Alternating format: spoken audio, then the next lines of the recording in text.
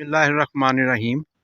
इस वीडियो में मैं नाज़रीन को बताऊंगा कि इस फार्मर ने फासला बिल्कुल ठीक रखा तो इसकी पैदावार भी ठीक आएगी और इसकी ज़मीन की तैयारी और इसका ये जो माशाल्लाह मकई की जर्मिनेशन है, बहुत प्यारी इसकी जर्मिनेशन है।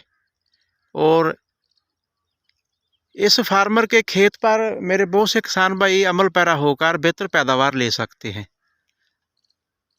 तो ये देख लें, ये आपके सामने है।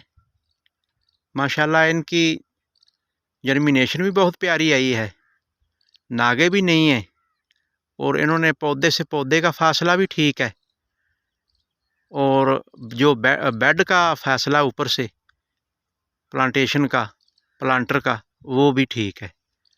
तो वीडियो दिखाने का मकसद ये है कि मेरे वो काश्तकार जो खेलियों निकालने में गलती करते हैं तो वो गलती ना करें, उनकी पैदावार मुतासर होती है।